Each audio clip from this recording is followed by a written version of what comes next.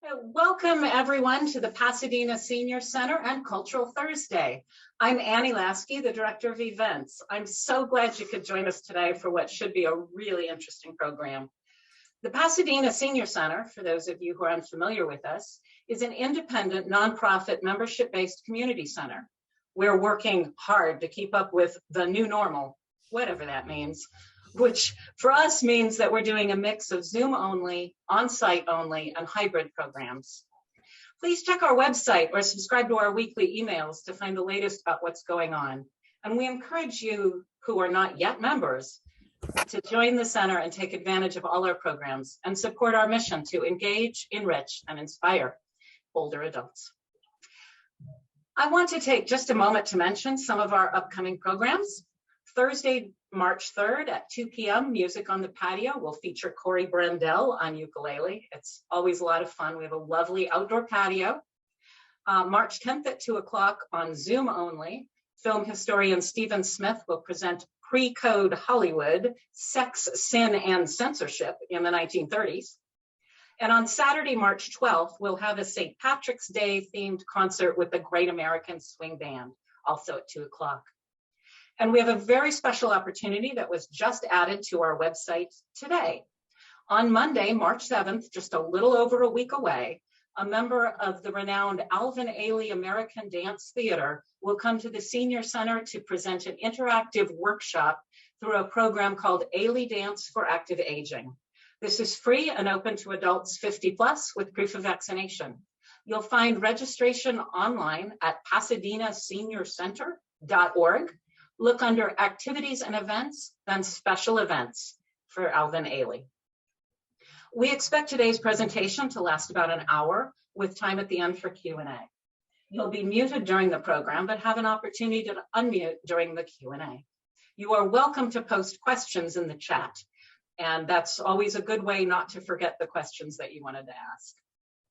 Today's presentation is on the recent survey of African American historic resources in Altadena.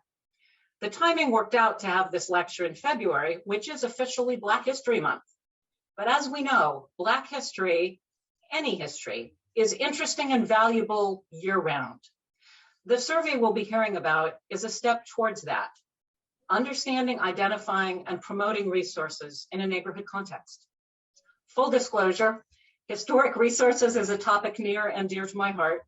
Before joining the Senior Center staff in 2017, I spent many years running walking tours for the historic preservation organization, the Los Angeles Conservancy. So it is a real pleasure for me especially to highlight this important survey that takes place here in the San Gabriel Valley. I'd like to introduce our three guests today. Let me get it so that I can find you and highlight you. So I'd like to introduce Veronica Jones. So we're going to add her spotlight. So she is a Altadena resident. She collaborated on the survey that we're about to hear about, and she is also part of the Altadena Town Council. And let's see, where'd Stephen go? Oh, lost Stephen. He's there. Okay. Let me find you. There you are. Okay, Stephen, there. I'm going to, whoops, Veronica, Stephen. This is always the exciting part of Zoom. Okay, add spotlight. There we are. I want to add Stephen McCall. Stephen, who some of you know, I've known for years through the Los Angeles Conservancy, but he is an Altadena resident and a preservation enthusiast, and is here to help talk about the wonderful things in Altadena, although he was not actively engaged in creating the survey, but he's helping us to promote it. He is a walking tour docent and also on the board of the Los Angeles Conservancy. And lastly, I want to introduce Carrie Chastain. So that is the right way to pronounce your last name, isn't it? Carrie, I should have probably asked you that ahead of time. And okay, I need to find my notes for this. Okay, because Carrie's got so much. She is going to start our presentation for us today. And I'm just going to give you a little more about her background. So Carrie has more than 20 years experience as a professional architectural historian. Favorite projects of hers include the Altadena African American Historic Resource Survey, the adaptive reuse of Shangri-La Hotel in Santa Monica, and evaluating 54 parks, golf courses, and arboreta for Los Angeles County Parks and Recreation.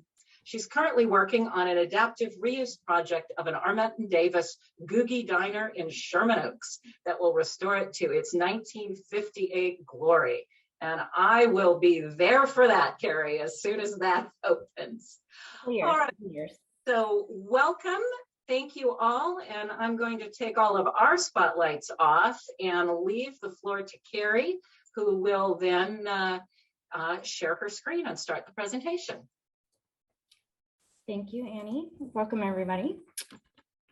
Just to recap, this is everybody's name and credentials. So we will start with a brief history of Altadena. Altadena is located between Pasadena and the Angeles National Forest in Los Angeles County. Altadena was founded in 1887 by brothers John and Fred Woodbury, who were originally natives of Iowa. The Woodbury's intent was to create a suburb for wealthy Pasadena. However, there was a real estate bust in 1888 and their dreams did not come true. Until the 1920s, the land was used by ranchers and was also home to orchards of walnuts and avocados and vineyards. However, eastern Altadena did develop as a wealthy suburb in the early 1900s, but was not part of the Woodbury's land holdings. Prior to the Woodbury's purchase of the land grant, Robert Owens, an ex-slave from Texas, who purchased his freedom, came to the area. Owens started a lumber company, acquiring lumber from El Prieto Canyon, which is at the northern edge of Altadena. He went on to become a very wealthy and influential businessman. Owens held the first African-American church service in the country and is also noted as an African-American trailblazer in the area. Western Altadena generally remained, this is Western Altadena, just for reference, it's west of Lake. Western Altadena generally remained agricultural land until the end of World War II. A residential boom occurred throughout Southern California as GIs returned from battle and the aerospace industry launched. As a result of redlining and other restrictive racial covenants, many African-American families purchased properties that were newly being developed in this area. Western Altadena was generally more welcoming, and there was also a Japanese-American community in this portion of Altadena. By the 1970s, Western Altadena was actively embracing diversity, and a campaign was begun to demonstrate inclusivity. Today, Altadena is a vibrant community interested in all of its histories. This is a map from 1887 from the Huntington Library. There we go. Sapphos has a contract with the county to provide historic preservation services. The contract was originally structured as an annual allocation fund, which was sparingly dispersed to save up for end-of-year projects, which was the genesis of this effort. Although the county would like a survey of Altadena in its entirety, funding was dictating a phased effort. The project was selected to support the county's efforts to be inclusive and in recognition that history has often been told through a selective lens in the past. The county recognizes there's a bigger and better story to tell that everyone can benefit from. This project was intended to reflect a more accurate and relevant history to more fully inform our lives. And, I think that sums that up. So the project had 4 goals: to bring awareness to the community at large about Altadena's valuable African-American history. The project identified persons, events, businesses, and institutions that were significant to the Altadena African-American community. Future planning efforts can preserve these important resources and inform future efforts for listing properties in the county register. The county is sponsoring future efforts to develop historic context statements for African-American communities throughout its jurisdiction, and the future goal is to record all of these important histories.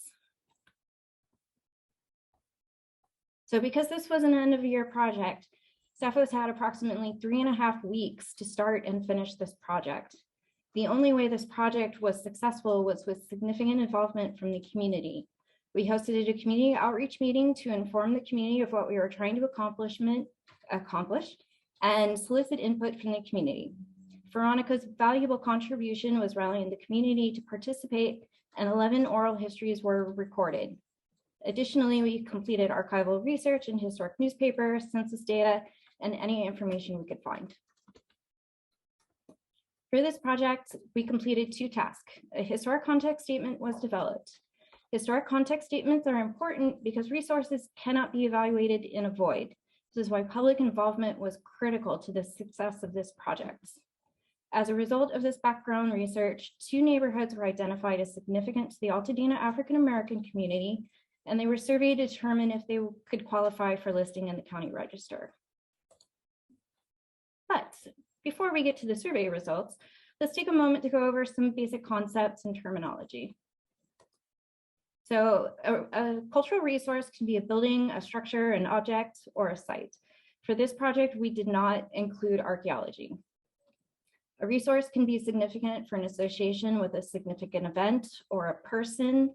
Additionally, a resource can be significant as the work of a master architect, like the Green Brothers here in Pasadena, or a significant example of a style of architecture. Important to historic preservation is a concept known as integrity, and that is the degree to which a building is altered. And so by way of example, think of the Chrysler Building in New York City. It's a fantastic Art Deco skyscraper. And if you were to take away the Art Deco roofline and the terracotta siding, the building would no longer reflect the Art Deco style and it wouldn't be significant. So if a building is altered, it could be significant, but if it's altered and doesn't have integrity, it doesn't tell the story. And the last concept I wanted to go over was period of significance, which is the date range used to define the importance of a property as it relates to its history, architecture, or the culture of a community. Several themes and eligibility criteria were established in the development of the context statements. Themes included commercial, residential, and institutional development. The context statement is an important tool for creating a foundation for future work in the community and identifying additional topics for study. Several people were identified as significant in the Altadena African American community as a result of our outreach and research efforts. For example, Toni Stewart, you see here, she founded the Altadena branch of the NAACP and was a very significant civil rights activist. Lieutenant Oliver Goodall was a Tuskegee Airman. And this is a map, moving on to buildings, this is a map of the buildings and neighborhoods that were surveyed and documented for this project. The Little Red Hen has been owned by an African-American family in Altadena for over 50 years and is a beloved eating institution of the community. And the Metropolitan Baptist Church is significant to the cultural institution to the community, and it's also a fabulous mid-century modern building. Too fast. So one of the 2 neighborhoods we identified is what's known as the Meadows. It was significant as the first middle-class African-American community in Altadena. The period of significance was established as 1960, the year the neighborhood was established until 1975. The county has a requirement that buildings be 45 years of age or older to be considered eligible for listing in the county register, and that's how the 1975 date was established. 74% of the buildings in the Meadows were not significantly altered, so they retain sufficient integrity to contribute to a potential historic district. Common architectural styles are post and beam. Can you guys see my pointer? Yes, no? Yes, yes, we can. Perfect. So this is an example of post and beam, storybook ranch, which often has the high style whimsical elements. In this case, it's the exaggerated dormers, ranch as we all know it, and minimal traditional. The second neighborhood that we identified as significant in Altadena is a neighborhood known as the Cinch. The Cinch is an acronym derived from the name of the streets that form the boundary of the neighborhood.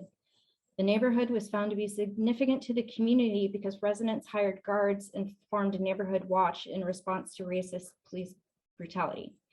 The period of significance was identified as 1972, the year the watch was formed.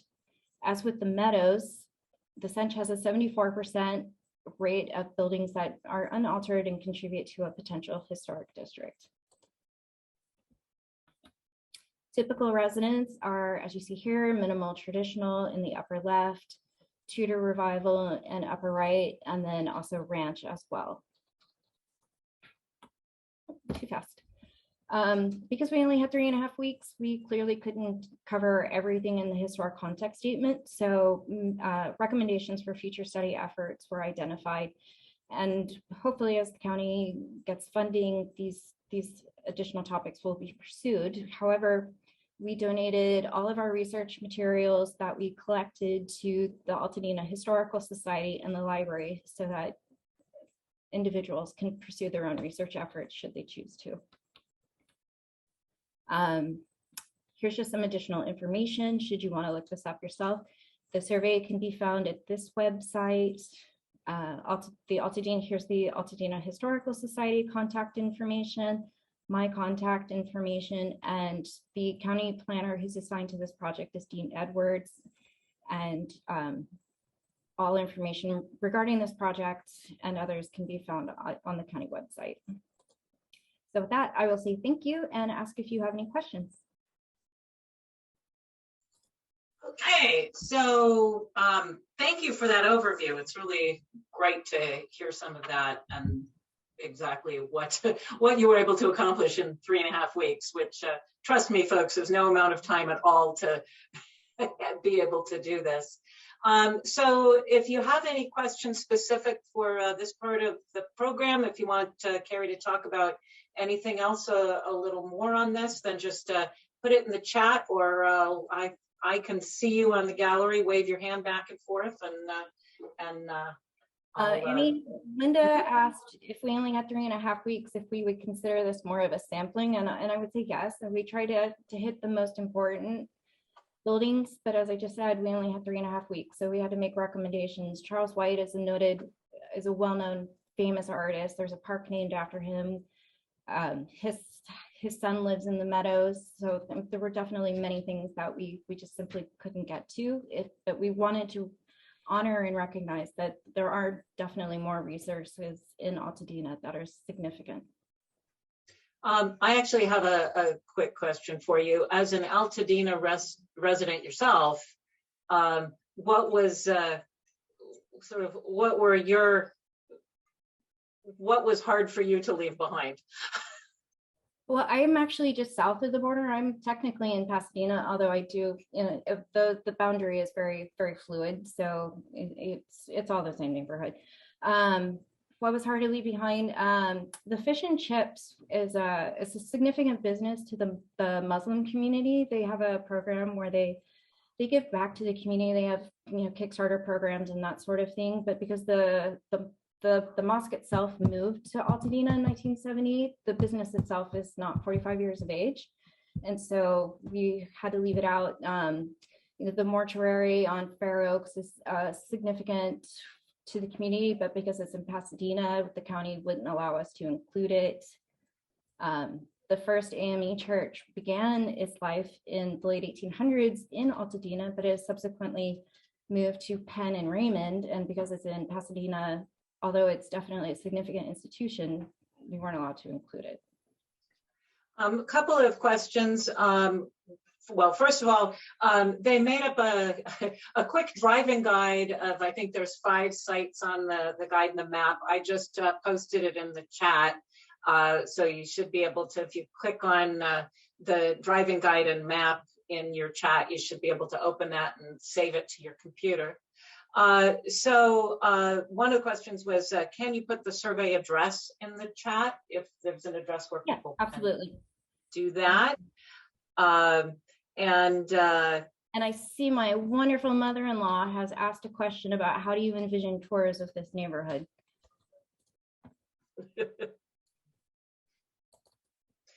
And then also Irene would like to see the slide that has the Cinch names on it. Oh, sure. I realized I went through that a little quickly. And Linda, we'll answer those couple of other questions, and then Linda's next. You should be able to unmute yourself, Linda. I think I did that. Okay, so there's that slide that Irene wanted to see again. And let me just make sure that participants, hello, there it is. Oh, okay, now try to unmute yourself, Linda. That should work. One more time.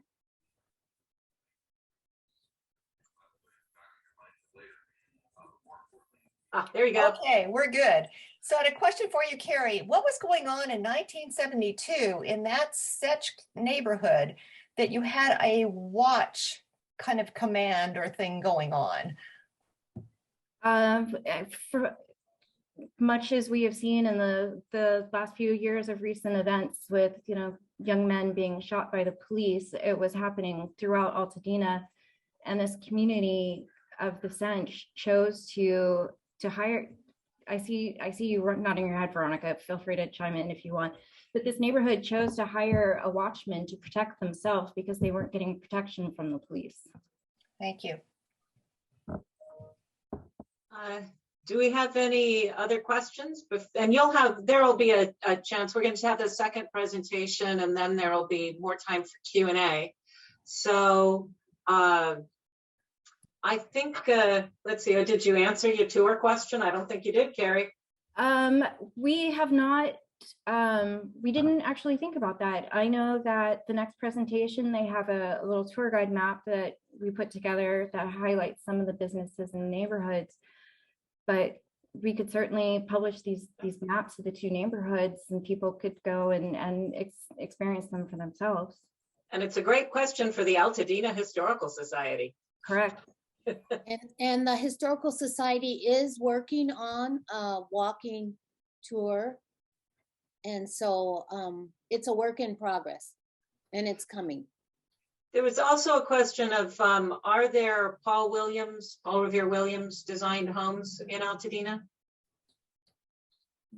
Unfortunately, we didn't have the time to do that kind of research. I'm sure there is, and there's definitely Wallace Neff on Mariposa, the Zane Gray estate. I'm sure there are. We just didn't have the resources to do that kind of research. Okay, continue, to be continued, as they say. Definitely. All right, okay, so I'm going to now bring back on Veronica. Oh, you go, and Stephen, and we will we'll let Carrie take a little rest here. I'm just going to unspotlight you, and welcome again to Veronica and Stephen, and tell us a little more resident's eye view of Altadena. You want to share your screen? Sure, I will do that.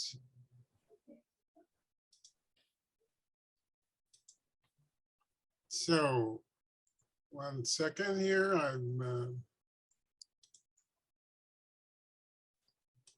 I had it. Just need to get the right thing going.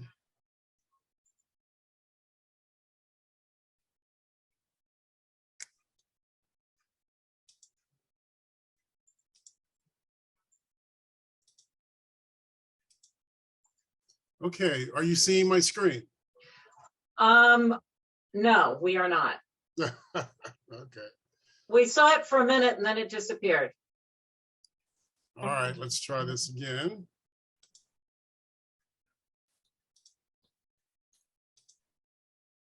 How about now? Yes. Okay. There you are. All right, we're gonna try to go to the slideshow.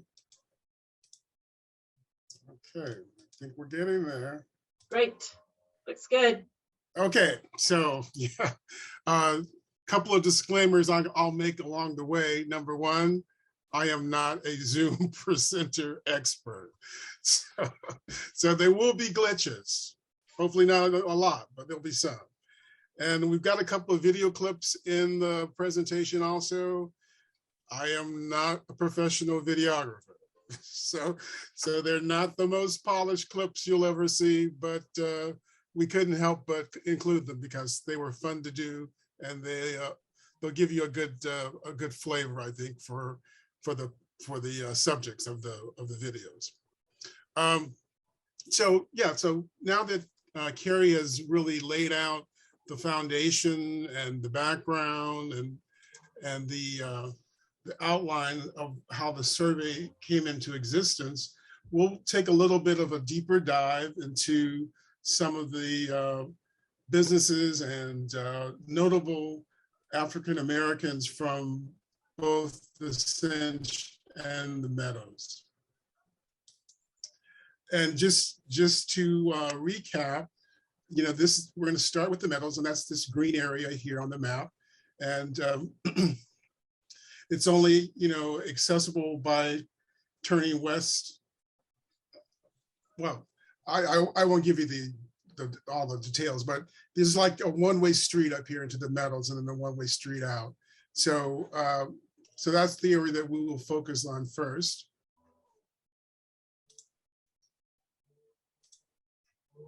And some of the notable African Americans from the Meadows are Mr. M. Earl Grant and Mr. Charles White, which you did hear Carrie allude to earlier. So Veronica and I will be spotlighting some of these prominent African Americans and early Black-owned businesses. Some of the people and places are identified in Sapphos's context survey, and there's some other notables who may or may not hail from either the Meadows or Cinch, but we felt important to highlight them. So we're going to start out with Mr. M. Earl Grant. Okay, Mr. M. Earl Grant was a prominent African-American businessman in Altadena and throughout LA County. Grant was born in 1881 in West Virginia and moved to Pasadena in 1923. By 1924, Grant and his brother owned and operated the Altadena Disposable Company, located at 603 Athens Street in Altadena. The business was a general garbage collection business that hauled and disposed of trash throughout LA County. At that time, it was the oldest garbage collection business operating and the only public collection system for this area of the county. By the 1940s, the company moved 30 tons of trash per day. Being in the garbage disposal industry allowed Grant to network with other powerful white businessmen, which helped him to achieve many other great accomplishments in the business. Grant also started and owned a hog farm in El Monte from 1927 to 1952. This hog farm sold up to $10,000 worth of hogs per day. Grant was denied a loan to buy Pasadena property because of the color of his skin. So what he did was he founded the Broadway Federal Bank in 1947. In 1949, he founded and managed the Watts Savings and Loans, and he managed that until 1967.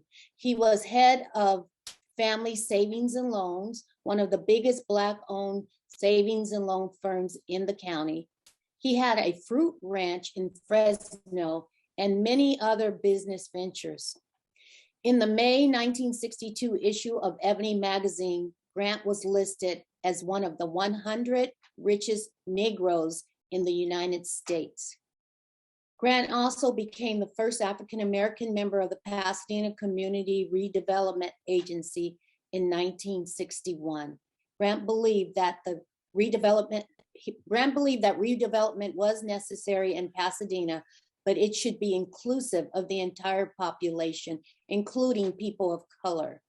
The hope was that having an African-American member on the board would prevent or reduce the negative effects of redevelopment on minority communities. Now we're going to turn to another notable and former resident of the Meadows, Charles White. Okay. Charles White, as Carrie mentioned earlier, his son still lives in the Meadows, was a celebrated 20th century artist whose drawings and paintings documented the struggles of his race and his generation.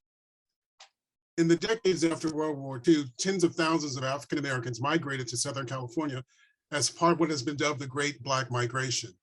In October 1956, Charles White's family was part of that migration.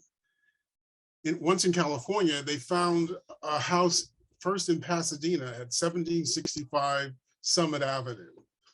The following year, the White family moved to Altadena, 936 Kent Street, which is very close to a neighborhood known as Oak Grove Park, which then was a predominantly white neighborhood. And not surprisingly, that prompted a number of residents to move from the area when the whites showed up. In 1963, the Whites bought an acre of hillside land in Altadena, the Meadows, where they started to build a home. Somewhere around 1966, the White family moved into their new home on Rising Hill Road in Altadena. In 1965, Charles White began teaching at Otis Art Institute, now called Otis College of Art and Design. Mr. White was the first Black artist to join the all-white faculty. In 1977, he was appointed a full professorship and was made the chair of the drawing department at Otis Art Institute. In April 1978, then Governor Edmund G. Brown appointed White to the advisory board of the new California Museum of Afro-American History and Culture, which we now know as the California African American Museum, or CAM. Charles White died of congestive heart failure on October 3rd, 1979 at the early age of 61. At his memorial, his lifelong friend and fellow activist, Sidney Poitier, said of White, "Charlie was no angel in life, and I bet he's no angel now." So apparently Mr. White was quite a character. In October 1980, the County of Los Angeles dedicated a park in Altadena in his honor, Charles White Park. So now we turn to an early Black-owned business that is not technically either in the Meadows or in Cinch, but is really at the heart of the African-American community, and that's the Little Red Hen Coffee Shop. Yes, it is at the heart of our community, and it feeds our community, and it has fed our community for well over 60 years. The Little Red Hen, the last 50 years, it has been owned and operated by one African-American family. Mrs. Rena Mae Shea purchased the restaurant in 1972, and it remains open to this day and still owned by the family. She left the restaurant as part of her legacy. Mrs. Shea became an entrepreneur back in the day when women were not encouraged to be business owners, and especially not a Black woman business owner. There were barriers for obtaining a small business loan. So what she did back in the 70s, she purchased the business with money she saved from her silk finishing business and contributions of money from family members. She worked at her restaurant for over 30 years. She was a role model for her 12 children and paved the way for them to become independent business owners in their own right. The Little Red Hen provides a community meeting place for ideas and information to be shared over comfort food. Mrs. Shea retired in the late 80s, and her son, Lonze Shea, took over the business. After the passing of Mr. Lonze Shea, his sister Barbara took over the business and now owns and operates it. And she's added a contemporary flair to the menu. You can now get vegetarian options. The coffee shop remains pretty much as it did 50 years ago, the image of the local diner with red stools and counter. When one enters, you immediately feel the charm and comfort and warmth. It is not a fast food place, so don't expect to be fed fast, but a place to take a moment and enjoy the simple life that living in Altadena can bring. The oldest remaining Black-owned business in Altadena, the Little Red Hen. Now we're going to share a clip of an interview we did with Miss Barbara Shea. So, a picture of your mom, the original Oh, gee. Okay. She was. Did she, how did she get started? Well, in the business, well, seeing how she was an excellent cook. And when I say excellent cook, you know, we cook for a lot of children. And that's how I actually learned how to cook, because I used to be her helper during the holidays. You know, she would make the coconut cakes from scratch. We have to get the coconut, shred it, you know, pecans, crack all the shells, make the pecan pies, you know. And I liked helping her because it was a way for me to learn. Yeah. So did she have a big, obviously she had a big following here in the neighborhood? No, she didn't cook for anyone. I mean, no, but when she opened the restaurant. Well, Doris sold it to my mother. And That's right. Yeah, Doris sold it to my mother. And when she did that, the African-American community back at that time was just amazed that she was here. Oh. And at that time, which is still even current, there is a lot of celebrities, African-American celebrities.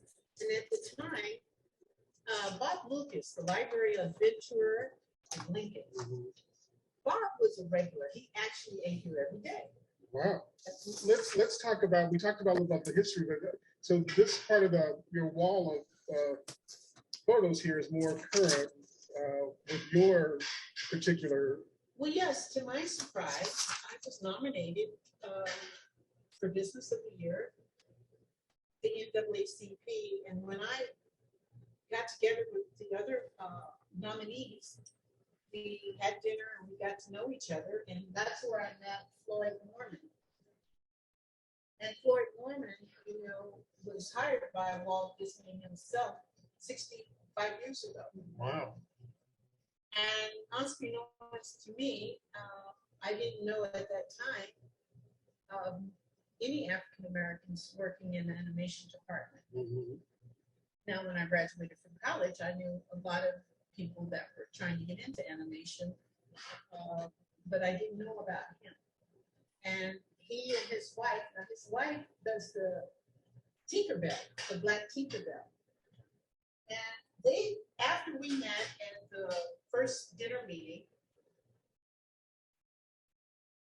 they wanted to know where the little red hen was, and they started coming and they just fell in love with the food, and I fell in love with him. And I asked him to please make him talking to the red hen. And he did it and signed it.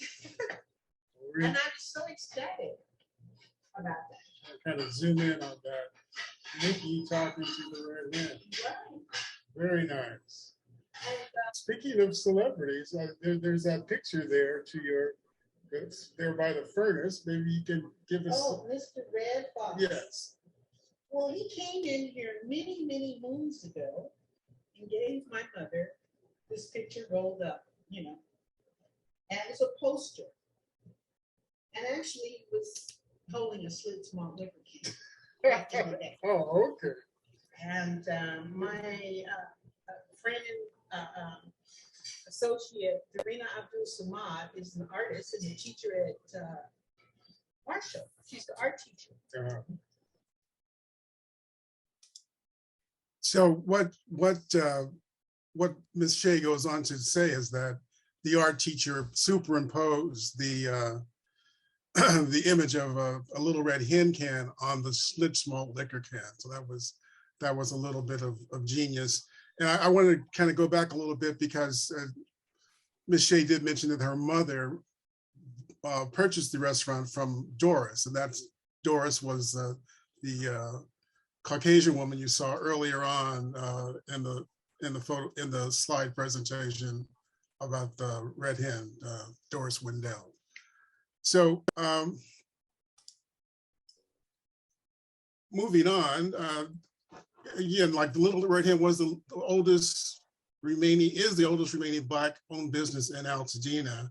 And in that clip, Ms. Shea did mention an animator, Floyd Norman, and he's really such a great story. We can't just, skip over it. So we're gonna get into his bio a little bit here. Here's some interesting facts about Mr. Norman.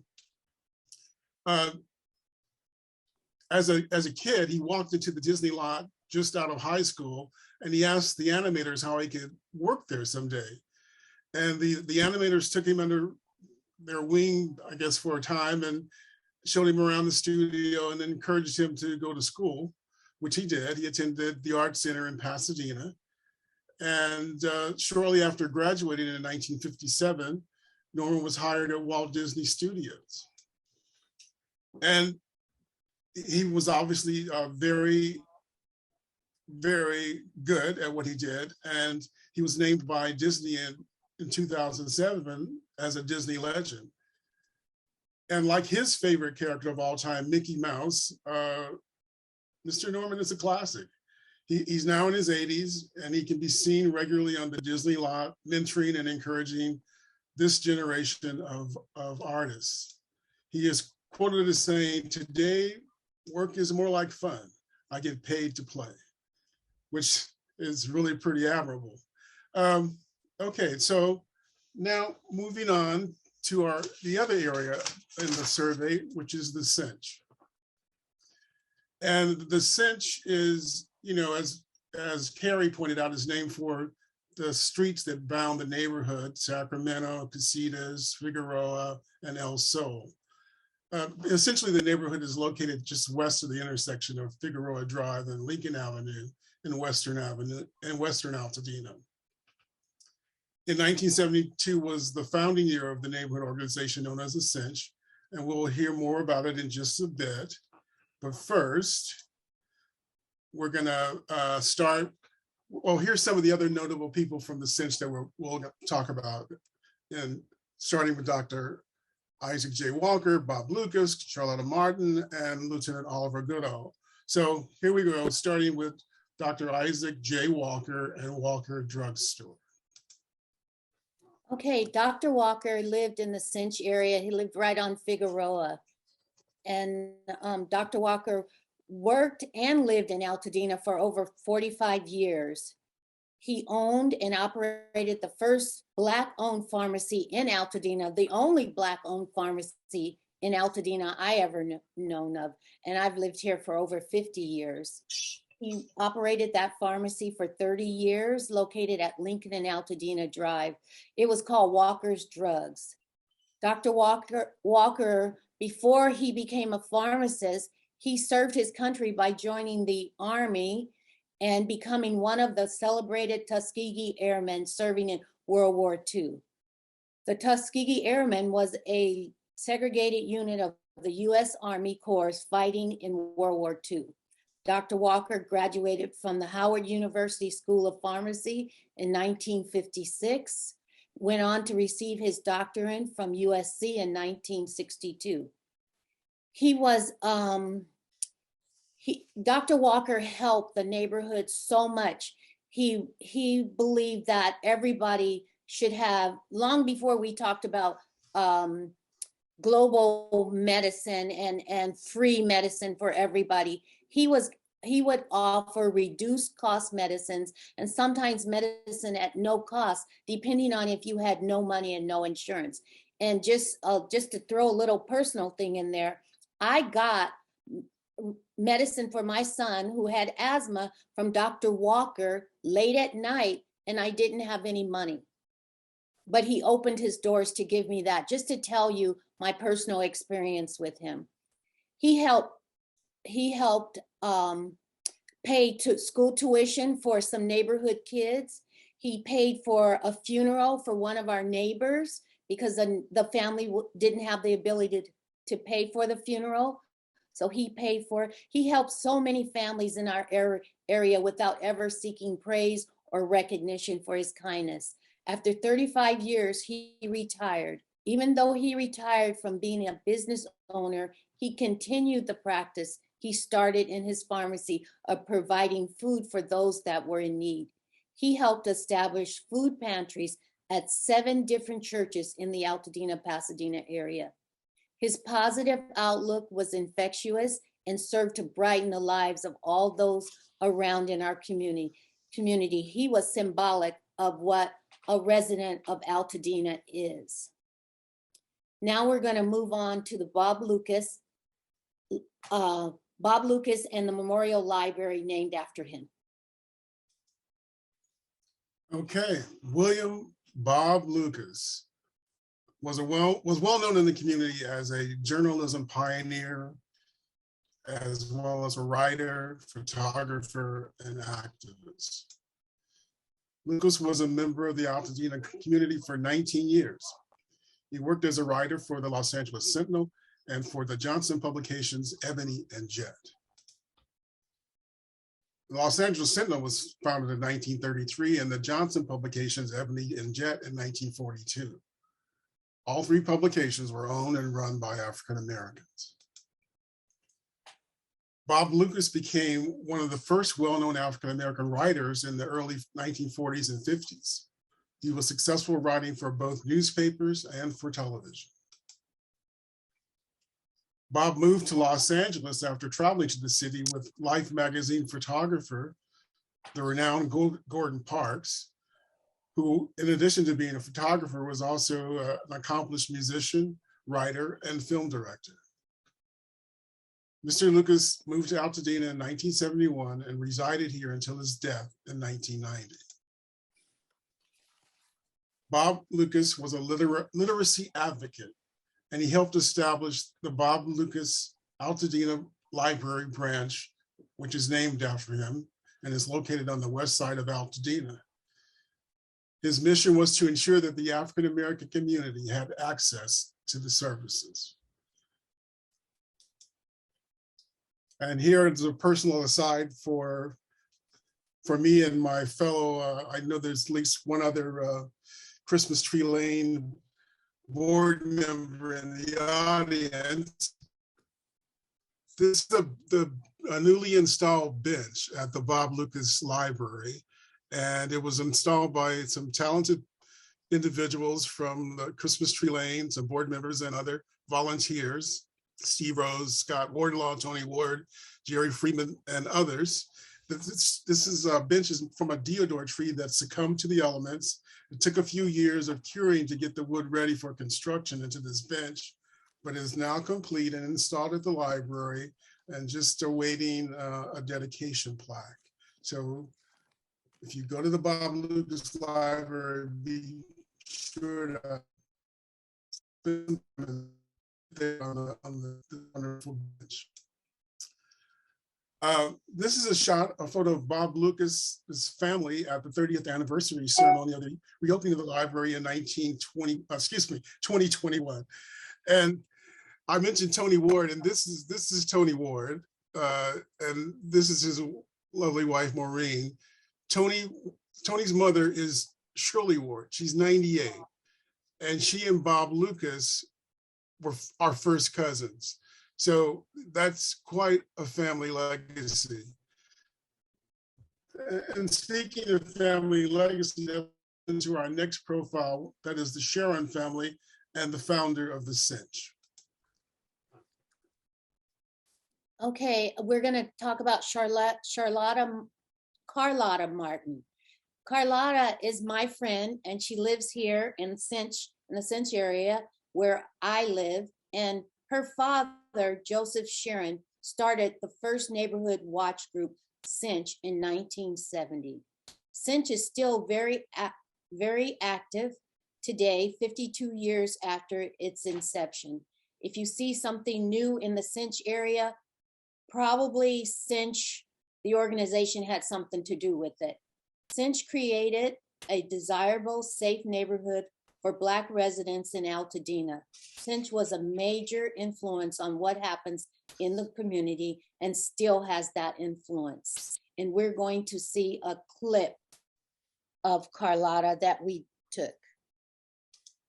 Okay, so we are here in the lovely home with Ms. Charlotta Martin, and we are in the middle, or I'd say we're well ensconced in what is known as the Cinch area of Altadena. And this area is one of the, as you folks in the audience know by now, is one of the areas that was featured in the Altadena survey.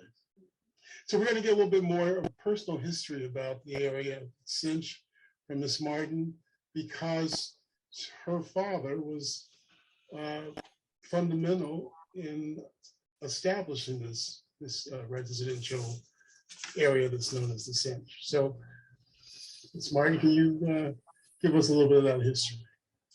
Yes, that I know. Okay. It started in the 70s, 1970.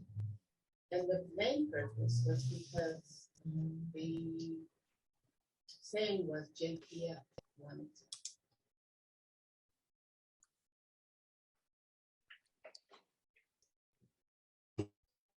And we had a couple of things that were trying to be condemned.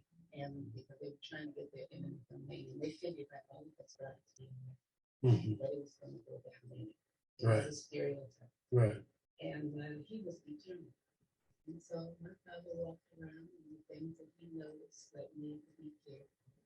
He would talk to the owners and volunteer to help straighten it. And little by little, various ones decided that they would get together. And they agreed to form the Cinch. And Cinch is actually an acronym for the streets. Until later when Kenyatta came and joined us. The main purpose was to keep friends, neighbors together and protected, to keep the Black neighborhood clean, decent, family oriented. And he succeeded. And I'm very proud of him.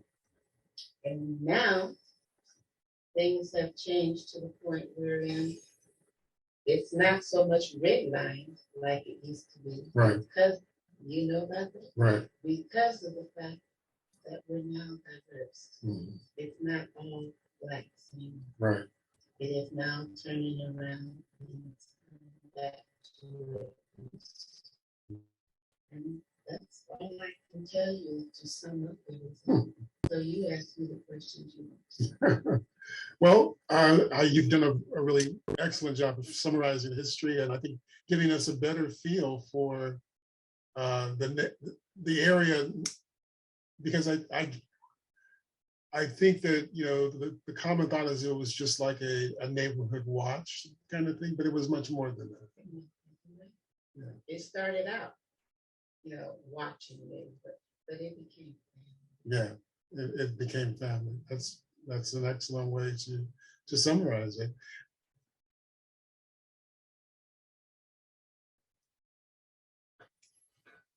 Okay, so here we're going to pick up with another notable resident from the Cinch area, and that is Lieutenant Oliver. Okay, Oliver Goodall.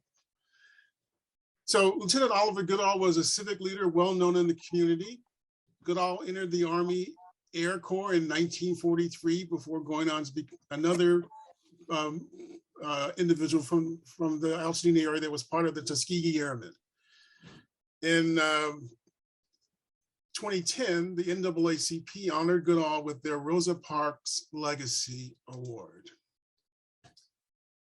Mr. Goodall played a key role in the Freeman Field Mutiny, wherein 60 Black officers refused to use segregated officers' quarters, and this sparked a movement for integrating the armed forces. Additionally, that provided a model for future civil rights efforts. Lieutenant Goodall lived in Altadena for over 50 years, so he's probably the longest resident in our little sampling here. And he made an impact on the community as an activist. Lieutenant Goodall became a well-known face within Altadena, and he continuously worked to help the ones that come after you, end quote.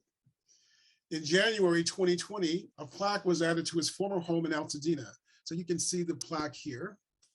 And the plaque reads in part, Lieutenant O. Oliver Goodall lived at 679 West Harriet Street from 1961 until his death in 2010, and made a powerful impact on his adopted communities of Altadena and Pasadena, in addition to contributing to elevating the dignity and civil rights of African Americans in this country, end quote.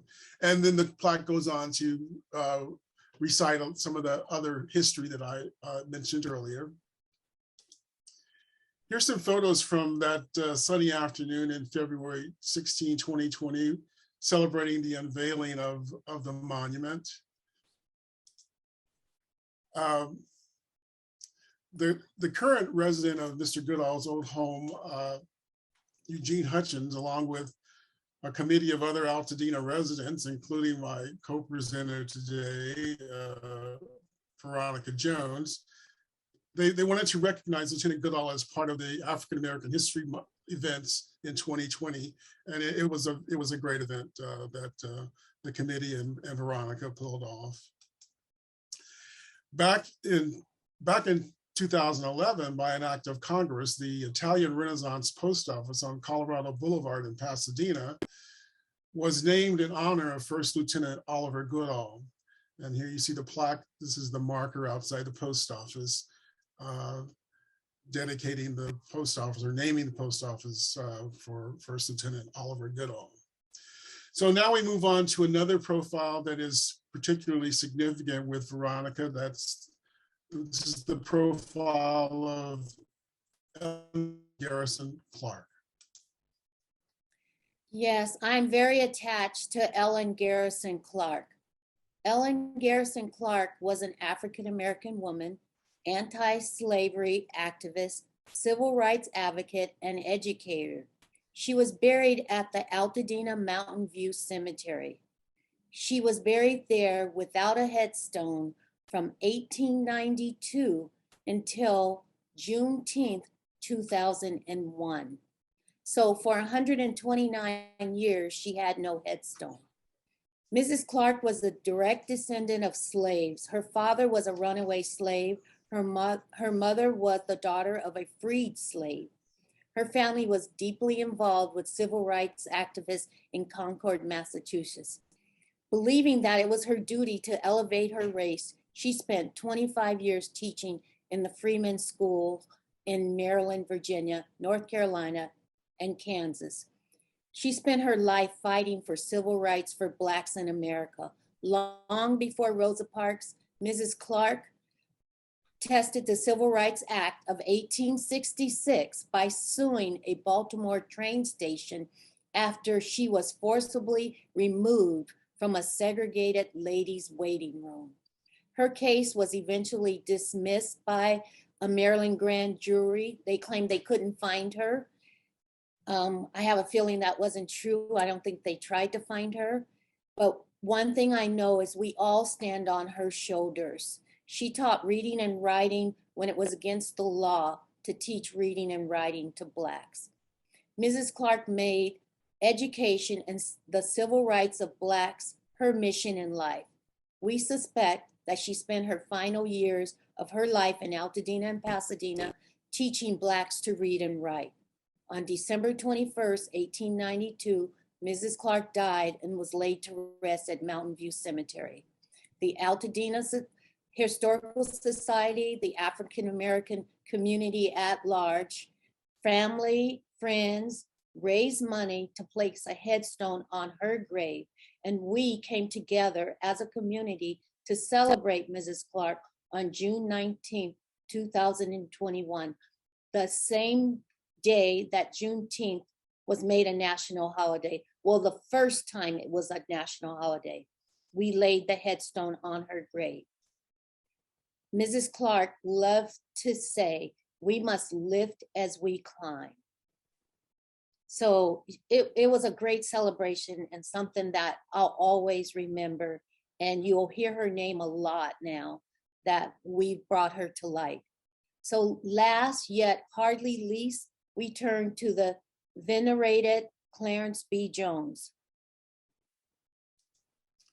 who I got to interview. Mr. Jones was 1931 in Philadelphia, Pennsylvania. His thumbnail sketch would read, he's a legal advisor, speechwriter, and civil rights leader, but he's much more than that, much larger than that, I should say. He served as a major fundraiser and organizer for the civil rights movement. His parents were Mary and Goldshore Jones. They were both live-in domestics. Consequently, Mr. Jones grew up in foster homes and in a Catholic boarding school in Eastern Pennsylvania run by the Sisters of the Blessed Sacrament. Dr. Jones was drafted into the Army during the Korean War. However, he refused to sign a loyalty oath at the time of his induction into the Army. He was discharged as a national security risk, probably for that reason, and also his left-wing political activities as a college student may have played a role as well. Not deterred, he went on to earn his BA degree from Columbia in 1956. In 1959, he obtained a law degree from Boston University School of Law. In 1960, he moved to Altadena to pursue an entertainment and intellectual property law practice. The following year, 1961, Jones joined the defense team of Reverend Dr. Martin Luther King in an effort to defend King on the charges of fraud that had been brought by the state of Alabama. After Dr. King's acquittal, Dr. Jones moved to Harlem, New York, to work with the Southern Christian Leadership Conference. So that one-year tenure, I think, makes him the briefest resident of Altadena in our little survey today. Mr. Clarence Jones is the co-author of Dr. Martin Luther King's famous 1963 I Have a Dream speech, in addition to other books on King and other speeches with King. In 1967, at the tender age of 36, Jones became the first African-American to be named an allied member of the New York Stock Exchange. Dr. Jones is currently a scholar in residence at the Martin Luther King Jr. Institute at Stanford University. So that largely concludes our little survey of people from the Meadows, Altadenans, notable Altadenans from the Meadows and from Cinch, and some others. There were a couple of people that we wanted to mention that we didn't go into any depth. One is Robert Owens, which Carrie referenced early on. A fascinating story. We would welcome, or not welcome, but invite you to go online and find out more about Robert Owens. Carrie also mentioned Tony Stewart. Again, another story that really merits more research. So we invite you to do that. And then finally, somebody you probably won't find anything about online is Rosa Pate. So maybe Veronica, you can give us a little bit on Miss Pate. Miss Pate lives in the Cinch community. She's 107, about to turn 108. We went to interview her, and on that day, she wasn't having a good hair day, so she refused to let us take her picture. She told us a little of her history in the community and where she lived, and that she had lived in a home that Jackie Robinson's family owned in Pasadena before she came to Altadena. She's very interesting. And I just like to say, there are so many hidden histories in Altadena. And this is just a scratch on the surface of how much not only African-American history here, but Asian American, Indian American, or Native American. There's so much history in Altadena, and it's so interesting. So I just want to say thank you for allowing me to co-partner with you, Stephen, on this. Well, it's been a pleasure, Veronica. And, it is sort of coincidental that this falls in Black History Month. As Annie pointed out, celebrating Black history and the history of all marginalized people and people generally is always a good thing and never should be relegated to 1 month. So yeah, we were pleased to be able to put on this presentation. And here are some further resources that people can go to maybe to learn more about Altadena's Black history. I think maybe we can make this available in the chat later if somebody would like to. see it. And as Carrie mentioned also, with the help of Sapphos, we put together a little driving guide and map. So here's 6 locations that we mentioned in today's presentation: Charles White Park, Little Red Hen, Coffee Shop, the Bob Lucas Library, the Goodall Memorial, the Helen Garrison Clark Headstone, and the Goodall Post Office. They are all listed on this map, which again, construct for us. And so that concludes it. And we want to thank Annie and the Pasadena Senior Center for inviting us to participate in this program. We want to thank Sapphos Environmental Inc. for their assistance and for having done the survey. I think I didn't mention that the Conservancy awarded Sapphos a preservation award last year, which I had nothing to do with, but other judges through the Conservancy made that award. So, and I'll just say in final closing that anything, I'm here on in my unofficial capacity. I'm not here representing the Conservancy. So if you have any issues with errors or omissions, speak to Annie. And I just like to say one thing. I just want to put this out there. I got to interview Clarence Jones, and he was very, very interesting. And one thing that he said that stuck with me when he was at school and he was in the Catholic school, they told him that he was loved, he was smart, and that he could do anything. So I just leave us with that thought that when we're told those positive things, just amazing things can happen. Excellent. Thank you. And I'm just going to bring you back here to join us, Carrie, on the spotlight. Sure. From one of the questions that came in, Gloria asked if there's a copy of this presentation she'd like to show some folks.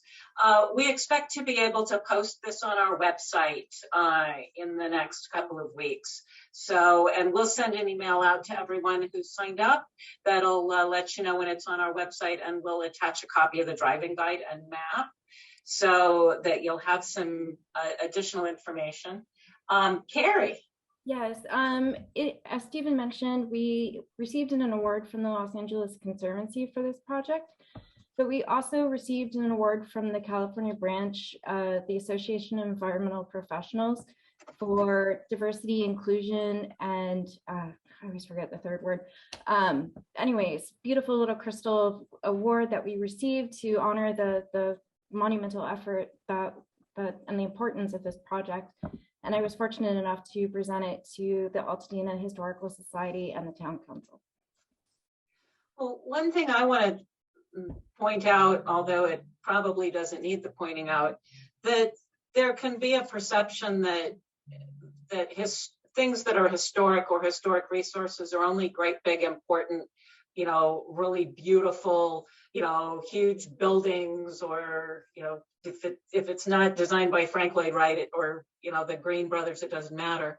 And I think that projects like this are so important to show what that sometimes some small, or what we might consider ordinary things are very important, and they're important to our shared past.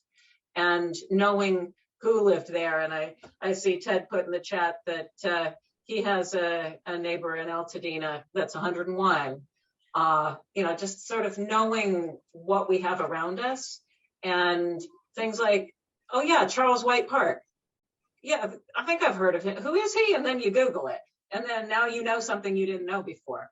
And Mrs. Clark. I mean, there's just, when you start looking closer, it's so important. So this kind of work, and I so appreciate you all coming on our Cultural Thursday and sharing this with us, because I think it's very important work, and it's also really interesting.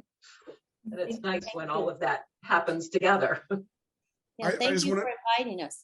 Yeah, and if I could just jump in and say, please avail yourself of that map, do the driving tour any way you want, but just make sure you stop at the Little Red Hen and you go in and you tell Barbara Shea, if you were a first-time visitor, tell her that you're there because you saw it on Cultural Thursdays from the Pasadena Senior Center, and she'll get a real kick out of it as well. That's, of course, assuming you can get in. Yeah. Because it's so busy. Yeah, Good problem to have.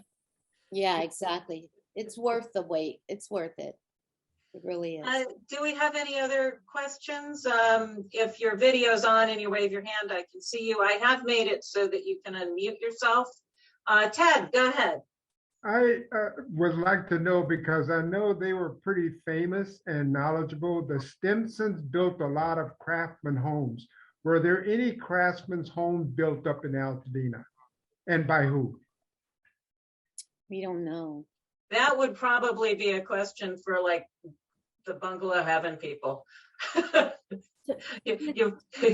try the Altadena Historical Society or Pasadena Historical Society. Okay. To answer your question though, because I live right there and I walk in the neighborhood quite a bit, there are several craftsmen, but if they're by a notable architect, that hasn't really been delved into much. As I mentioned earlier, the county does want to do an exhaustive survey of Altadena, but it's being parceled out based on funding. So we did look at James Village, which is a little collection of Tudors, just south of Altadena, west of Fair Oaks. I guess north of, a little northwest, northeast of the Cinch. And then there's the historic Highlands, and there's definitely some nice houses over there, but they haven't done an exhaustive study of craftsmen as of yet. Okay, because one of the things I found out on the Stimsons, most of the homes they built are over 100 years old. Oh, there's a lot of those. Yeah. Yeah, Okay. but I mean, that would be an interesting research topic for sure. Looks like Kathleen, if you can unmute yourself, then you can, there you go. Thank you. Just briefly, I'm Kathleen Lesko. I'm a research scholar at the Huntington Library, and I'm a former faculty member and administrator at Georgetown University in Washington, D.C., where I lived for close to 40 years. I did a project in D.C. I lived in the historic neighborhood of Georgetown, which had been originally a third African American up until the gentrification that set in the early 20th century. And based on the research I did and the survey like you folks did today, this was a great presentation. That led to a documentary film that I produced in 1989 for Georgetown University's bicentennial celebration. And then that led to a book called Black Georgetown Remembered, published by Georgetown University Press in 1991. The book got republished in a beautiful hardback edition, to my surprise, to tell you the truth, in 2016 as the 25th anniversary edition. And I got a call last year in January from the director of the Georgetown University Press saying they wanted to publish a 30th anniversary edition. And I think it's because the story of Black Georgetown is even more relevant today than ever. And I was asked to write another introduction and a new chapter for the book. It just came out. And I chose to do a format of a conversation with 12 former and current Black Georgetowners to bring their voices to center stage and not just do a conventional narrative chapter. So it's just been published. If you go to the Georgetown University Press website, there are YouTube links to the documentary film called Black Georgetown Remembered, and to a book signing the university had for the second edition, where 1,000 people came to the university for this program. So I'm just saying, you have laid a foundation here for the kind of thing that eventually I was able to produce with the support and backing of Georgetown University behind me. But I also wanted to share with you that the initial funding that I was able to leverage with other funding sources came from the DC Humanities Council that I had chaired for 6 years. Your California State Humanities Council has a program that funds documentary films on community and histories of local projects. And you really, if anybody's interested, they ought to contact the program director there. I actually have all that information because I'm starting to work with the Pasadena Black community a little bit to maybe create a film. but you can get money from them if you want to take what you did today and expand it and, contextualize it even more and produce a documentary film. My film is still being shown on PBS stations. And That's wonderful. That's wonderful. And I just wanted to share it with you. that's wonderful. I just like to say, for the last 4 years before COVID, we've been doing hidden histories with the Altadena Historical and with the library. And we do those with little or no money. And we've been able to do the Japanese, the Blacks, and we started on the Indians. I keep saying Indian, Native Americans that are from Altadena. So it is something I'm very much interested in, is documenting these histories and making them known. I just say to you, you apply first for an R&D grant. That's an easier application, and you've done a lot of research. You have a lot going already. That's a research and development grant. And then based on the results of that, you can go for a full production grant for a book or a film or whatever media you want to choose to distribute this in. So I would urge you to think about this, because you've got a great start. Yeah, that would be great for the Altadena Library and the Historical Society. It would be really good. And it's something they would like to do. They would like to do it. And we've been doing it, but just kind of, freehand and just with what we had. So. Well, I just want to tell you, I don't information. say this for any applause for myself, but because it amazed me and all the people involved in my projects. The Black Georgetown Remembered book is the best-selling book for the Georgetown University Press of all time. It's received 3 editions, which is remarkable for any book. I never dreamed that would happen, nor did anybody else when we did this project. Just believe in yourself. Go for it. Exactly. And that's how I met Carrie, was because I had done the hidden histories and other histories around Altadena. And that's how I got involved with Sapphos. It's because at least I had a few connections of where the rocks needed to be overturned and looked at. And we were very grateful. Yeah, me too.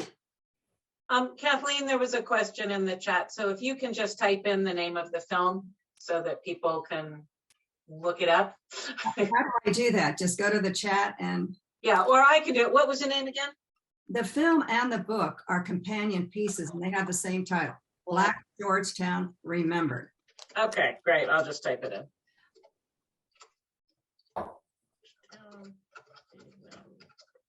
Okay, great.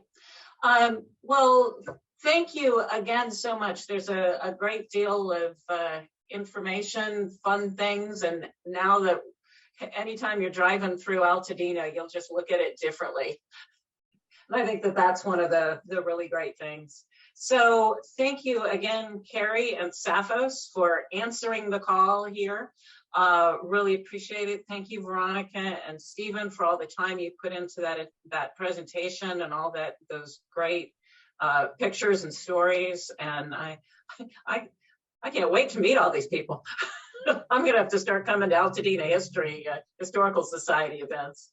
So thank you again all so much. And we will, as I say, try to get this up on our website. And then you are all welcome to link to it to all of your websites and just really get the word out there, because it's all about raising awareness in the community. And as Mrs. Clark says, as we climb, we should lift. So yep, we should lift if we climb. Ellen Garrison Clark, yes. That's what we are all doing. That's our little pin. Stephen has the pin and I have the pin. I feel Ellen Garrison Clark. Okay. Great. Well, thank you, Okay. Annie. Thank you. So Thank you, everyone. Thank you all, and we will see you. See you all at the next time. Thank you again so much. Bye.